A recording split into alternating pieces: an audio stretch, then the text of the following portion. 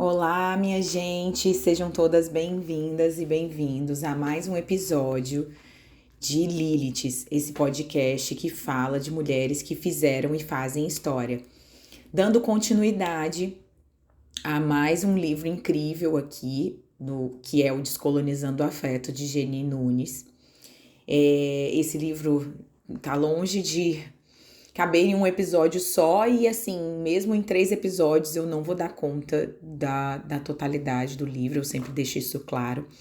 E hoje nós vamos continuar com a parte 2 do livro, que é Desmistificando a Não Monogamia. E que tema sensacional! E a forma como o Geni constrói muitas reflexões. Então, o meu propósito aqui é que a gente reflita sobre aquilo que a gente acredite, sobre as construções que foram feitas, para que a gente possa desconstruir certos pensamentos equivocados e construir novas possibilidades, refletir sobre o que faz sentido para a gente. Então vamos lá, a minha intenção aqui é de provocar reflexões e ver o que faz sentido para você que está aí do outro lado. Então vamos lá, o primeiro tópico na página 55 que ela traz é não monogamia, poligamia, monogamia, sentidos e significados. E aí ela vai trazendo essa questão que a internet, as conversas de bar, são cenários de que algumas situações em que nos deparamos com uma série de posicionamentos diversos sobre a não monogamia, que é um tema polêmico. Alguns trazem até críticas pertinentes, mas outros reforçam preconceitos morais comuns quando falamos sobre o tema. Elucidá-los, como faremos nos próximos tópicos, pode auxiliar a compreender melhor certas polêmicas, entre aspas, em torno desse debate. E aí é importante compreender que alguns termos mais frequentes, ao tentarmos desmistificar a não monogamia, como poligamia, poliamor, amor livre, por exemplo, não traduzem a mesma ideologia. Então vamos lá falar da questão da monogamia e da poligamia. Ela traz aqui os prefixos de monogamia, né, mono, e de poligamia, poli, podem aludir em um primeiro momento a uma questão de quantidade, como se monogamia fosse pertinente a quem quer se relacionar com apenas uma pessoa e poligamia se referisse àquelas pessoas que desejam se relacionar com várias.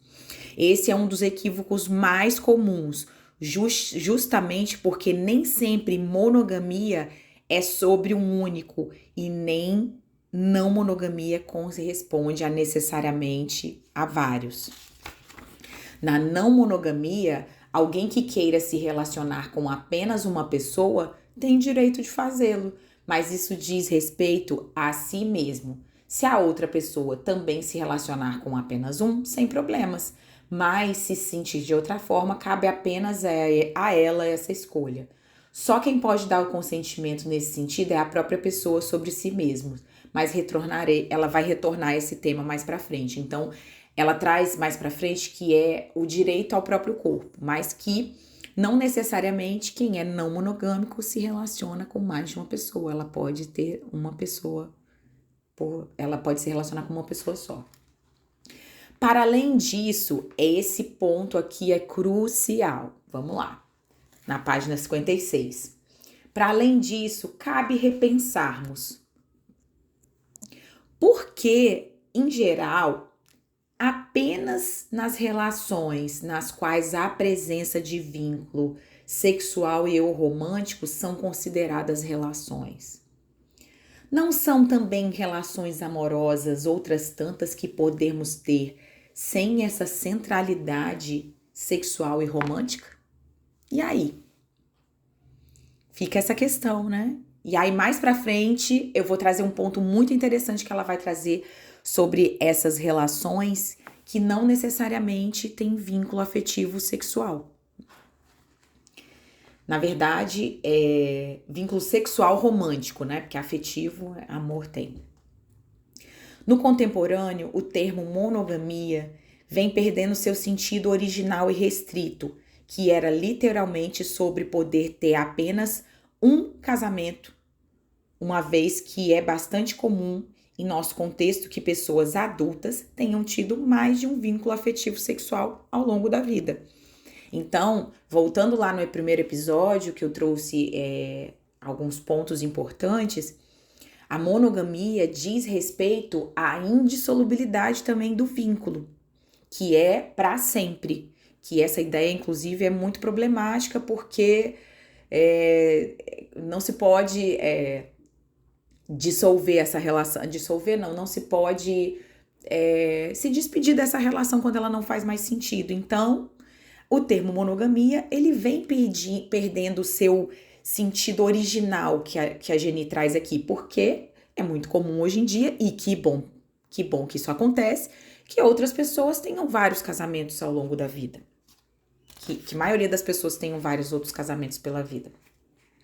Percebemos então que, embora tenha havido diversas transformações na ideia de monogamia, o seu núcleo permanece, que é a impossibilidade de concomitância de outras relações, né? Apesar de muitas pessoas monogâmicas já terem tido mais de um casamento ou namoro, a questão de quantidade ainda retorna como um argumento moral, quase como um elogio, em que muitas vezes se diz: eu sou mulher de um homem só, eu sou homem de uma mulher só. Ainda que tais pessoas tenham tido diversos vínculos sexuais em suas vidas, como a gente está trazendo assim.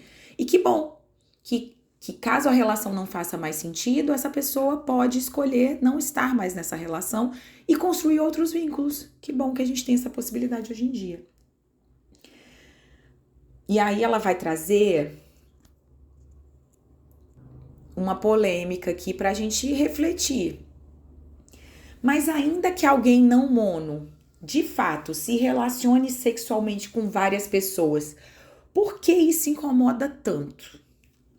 É como se, em si, se relacionar com apenas uma pessoa fosse melhor do que se relacionar com várias, em uma ênfase positiva, que positiva o um e demoniza o múltiplo, quando, na verdade, talvez nosso foco devesse voltar à qualidade dos vínculos e não à sua quantidade. Ninguém diz que uma pessoa que tem 3 tios ou 2 irmãos não poderá amá-los verdadeiramente, que só seria real o afeto se houvesse apenas um tio ou um irmão.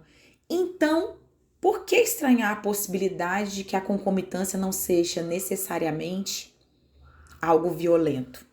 Então é importante ela trazer essa questão, né? E por que a forma como as outras pessoas se relacionam nos incomoda tanto se isso diz respeito somente a elas?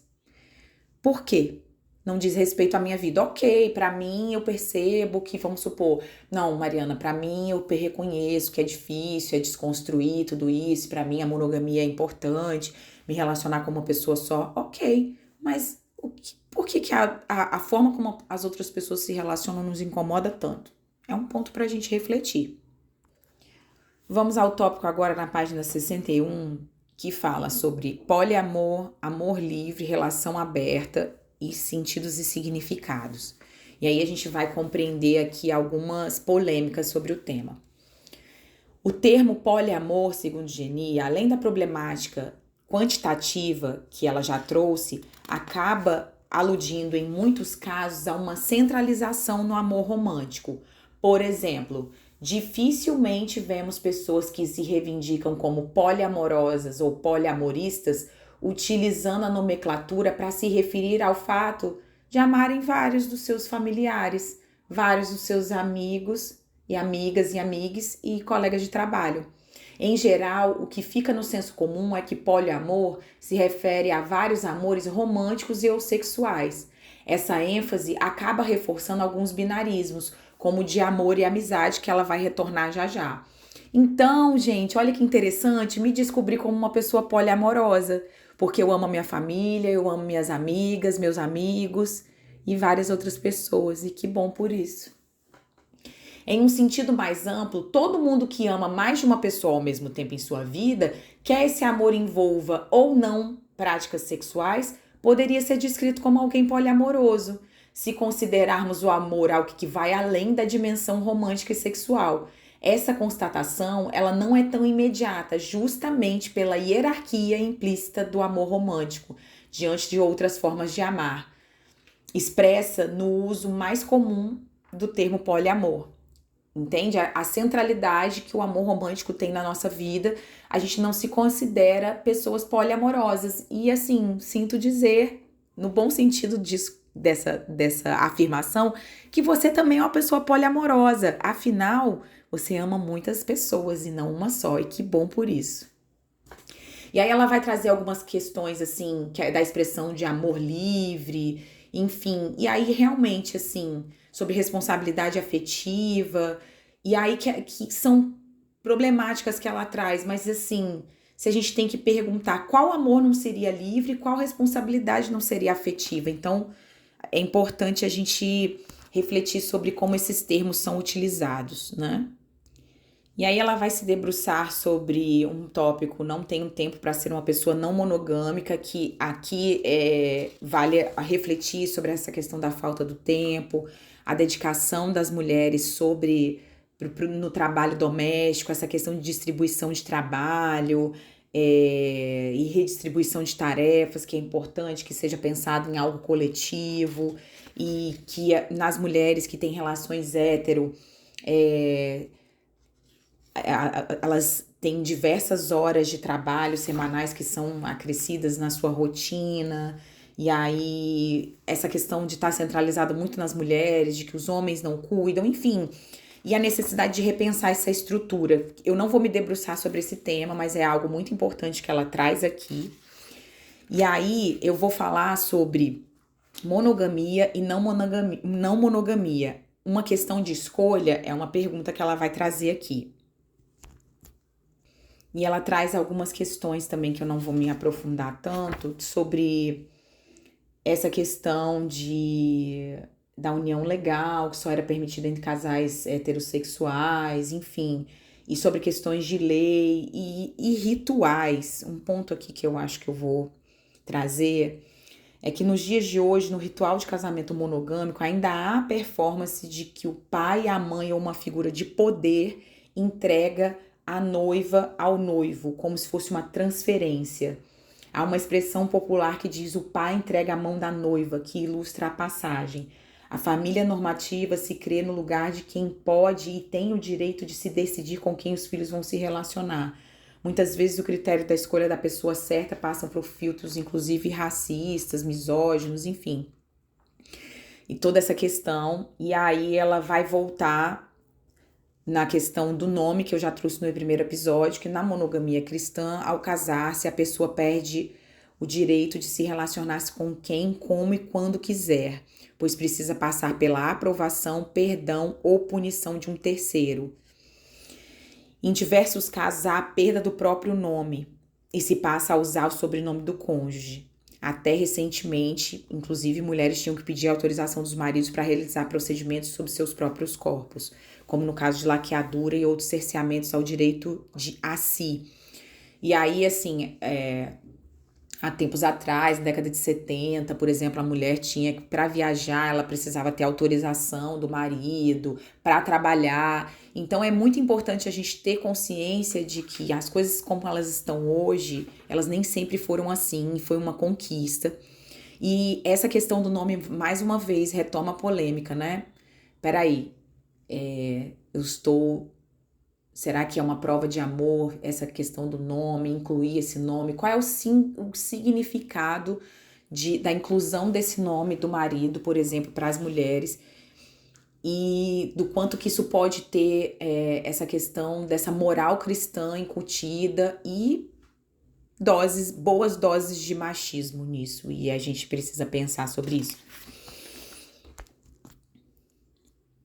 E aí um ponto que ela traz é: quando uma pessoa se reivindica não monogâmica, em geral, essa é uma demanda relativa ao seu próprio corpo, ao direito a si que ela vai trazer. E não de que a outra pessoa se relacione com um número X de pessoas. Ela vem desmistificando isso em vários pontos, de que não diz respeito à quantidade. mas que após séculos subjetivados nessas lógicas, é difícil desaprender esses roteiros que nos ensinam que prova de amor é abdicar de si, que é abrindo mão da nossa autonomia que demonstraremos o quanto cuidamos e amamos e nos importamos com o outro. Por mais que possa parecer estranho, um gesto de afeto é recusar esse sacrifício de quem diz nos amar. Além disso, é uma forma de autocuidado, pois aceitar esses presentes das renúncias da autonomia do outro é como uma assinatura invisível que fazemos de um contrato violento. Vamos falando um pouco sobre isso, ela vai trazendo que a passagem da vida de uma pessoa solteira para a de casada se faz em uma série de renúncias, vendidas quase como um dote emocional da monogamia. O enunciado que fica é: veja como abrir mão do que amava por você. Perceba o tanto de alegrias que não terei mais e quite essa dívida renunciando às suas relações também.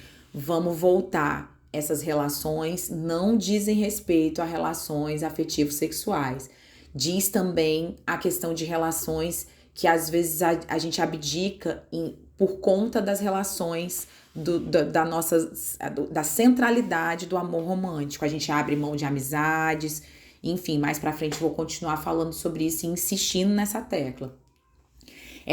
Essa reciprocidade das renúncias, segundo Jenny, não faz desaparecer o grande custo que todos esses abandonos podem trazer. Muitas vezes, lentamente, a pessoa até então alegre vai se tornando insegura, amarga e ressentida, cada vez com menos energia e com nutrição emocional. Cada vez com menos energia e com nutrição emocional variada, vai se tornando mais e mais dependente daquela única relação, tendo menos energia e disposição para cultivar algo que vá além daquela redoma.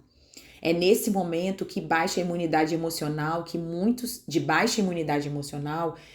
convencem de que na verdade nem gostam tanto assim de estar com outras pessoas, que nem querem mesmo ter outros planos, projetos e partilhas com outros vínculos. É preciso acreditar nisso para se convencer de que vale a pena dedicar toda a sua vida a uma única relação.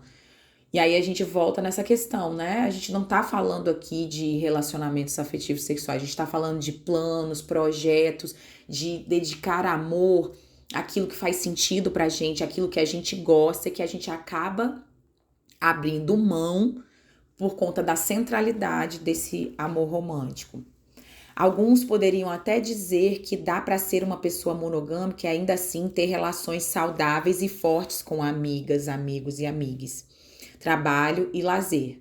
Sim, concordo, mas esses são os casos em que se vai na contramão do que a monogamia orienta. Afinal, o próprio binarismo solteiro versus casado já ilustra essa problemática.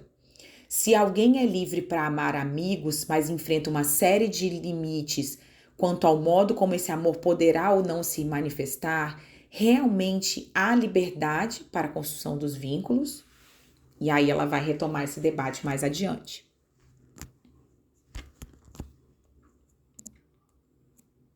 Um tópico na página 91 é: não monogamia é desculpa de homens machistas.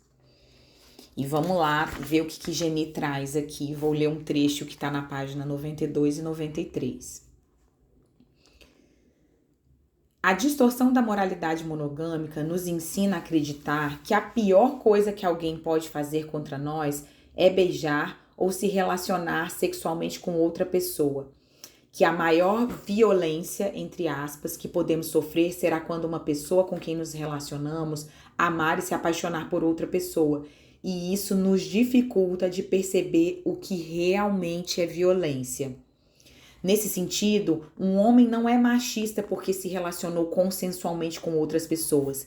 É machista porque homens cis são acostumados a abandonar suas companheiras quando elas adoecem, por exemplo. Da mesma forma como são acostumados a não participar do trabalho de cuidado das crianças, da limpeza doméstica, da feitura dos alimentos. Quando paramos de acreditar que a pior coisa a ser feita contra nós é alguém ter direito à própria sexualidade, conseguiremos perceber o que de fato é um privilégio cis hétero masculino. E então é muito interessante esse deslocamento que ela traz. Será que a pior coisa que pode acontecer numa relação é a traição? Nesse sentido monogâmico, ela usa muito traição entre aspas.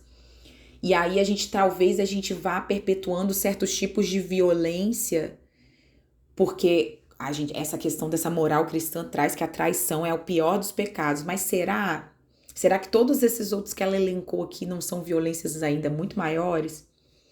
É algo para a gente pensar aqui. Infelizmente, a displicência estrutural do machismo raramente é narrada como traição ou falta de responsabilidade afetiva, econômica e política. Apenas o ato de beijar outra pessoa já é nomeado pela sociedade como traição nas manchetes.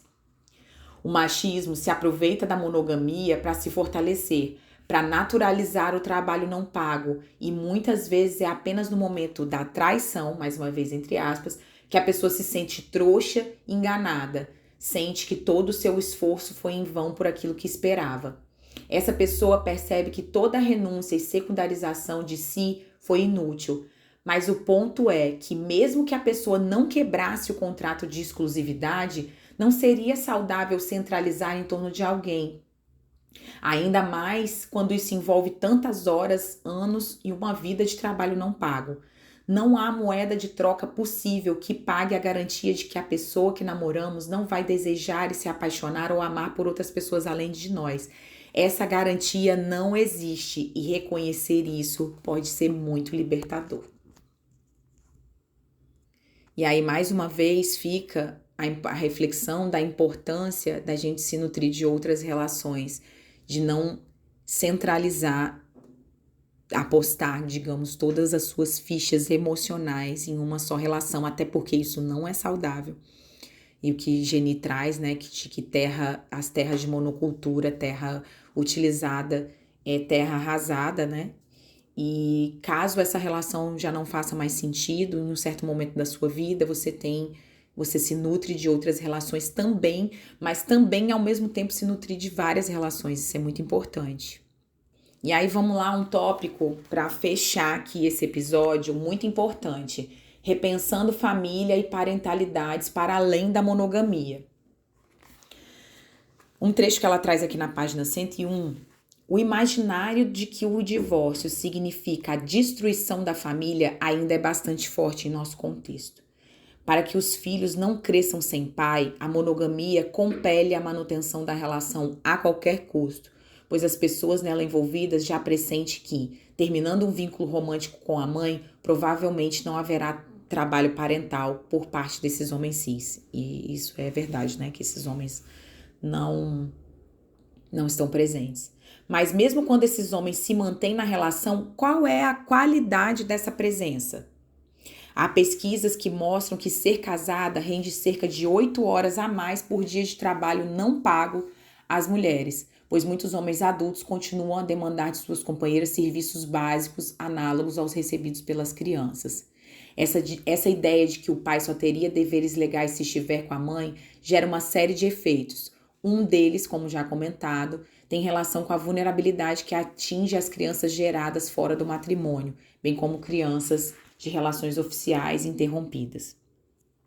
Isso evidencia quando vemos que foi necessária a criação de uma lei que obrigasse pais ao pagamento de pensão alimentícia. O ideal de que a família perfeita é aquela que permanece junto no casamento a despeito da qualidade dos vínculos é reforçado pela pressão social que coloca o fim das relações como um sinal de fracasso, que nomeia famílias que fogem à norma como desestruturadas. E aí é o que eu trouxe já, né? O peso dessas questões, assim, e tipo, como é que tá a qualidade desses vínculos? Será que vale a pena manter essa relação a qualquer custo? Ao custo da saúde mental das pessoas envolvidas, né? Vamos pensar assim, né? A mesma estrutura familiar nos ensina que alguém sem namorado ou marido está só, colocando maior importância nesses nomes do que nas práticas relacionais. Se temos pessoas que nos amam, nos apoiam e nos fortalecem, não estamos solteiras ou sozinhas. Ou a companhia só conta se for nos modelos da monocultura. Só conta se for uma relação afetivo-sexual, e aí você tá sozinha, mas e as outras pessoas que estão ao seu entorno? Nos ensinaram na família que respeito é obediência, que autonomia de pensamento é ofensa, egoísmo e ingratidão, que a família deve se manter unida apesar de tudo. E isso é bem violento, né? Porque para muitas pessoas a família é fonte de muito sofrimento. E aí ela vai trazer que também não se nomeia como família o vínculo de duas amigas. Será que elas não podem ser família? Inclusive, algumas mulheres têm feito essa opção de amigas que moram juntas. Essas tantas outras possibilidades de parentalidade não são reconhecidas pelo Estado, porque no Brasil, o estado civil de alguém é definido pela posição que se ocupa no vínculo afetivo sexual. Não se espera que um divórcio seja a separação entre três amigos, que a viúva seja a pessoa cuja amiga faleceu, né? E se a gente ama uma amiga e ela faleceu, a dor é muito grande, né? E será que a gente não tá viúva por essa amiga que faleceu? Será que não é um divórcio entre os amigos que são importantes para nós? Perspectivas muito interessantes que Geni traz aqui. E aí ela traz, no último tópico aqui, na página 104, a descentralização do sexo, que é algo que ela vai trazer aqui nesse tópico anterior e vai continuar. E aí ela pergunta: para quem você envia poemas, músicas ou flores? Com quem você pensa em viajar, passear, dormir? Na monogamia, as amizades são um plano B do amor, o step, o complemento. A amizade é bem vista desde que não ouse borrar as sagradas fronteiras do amor e sexo. Apenas esse amigo é tido como confiável. É preciso desconstruir o binarismo tanto desse amor quanto dessa amizade, pois um informa o outro. Perguntemos: só consigo me sentir amada se demonstrarem desejo sexual por mim? Só consigo intimidade através do sexo? Quais companhias invisibilizo quando me digo só? Quem me inspira paixão e encantamento? É preciso desorientar-se do caminho reto para desfrutar-se de outras errâncias. Com isso, o que percebemos é que a família segue definida pela hierarquia do amor romântico e do sexo e que ela fabrica violentamente mais e mais o homem de verdade e a mulher de verdade que continua acreditando que o casamento é ordem e progresso e que a heterossexualidade é o normal e as demais sexualidades como uma perversão e assim por diante. Solteiro, casado, divorciado só fazem sentido numa ótica de centralização afetivo-sexual dessa formação familiar. E aí, gente, pontos muito importantes. E aí, o que eu trago aqui, principalmente que me chamou a atenção, que eu gostei muito que Geni trouxe, é que a gente não torne as nossas amizades um plano B, um step. Porque elas são muito importantes e são fontes de muito amor e nutrição. E fica esse recado aí de Geni. E com isso, nós finalizamos o nosso episódio de Desmistificando a Monogamia, a não monogamia, na verdade, corrigindo. E vamos refletir sobre todos esses pontos. E até o próximo episódio, que vamos fechar o livro Descolonizando Afetos. Até lá!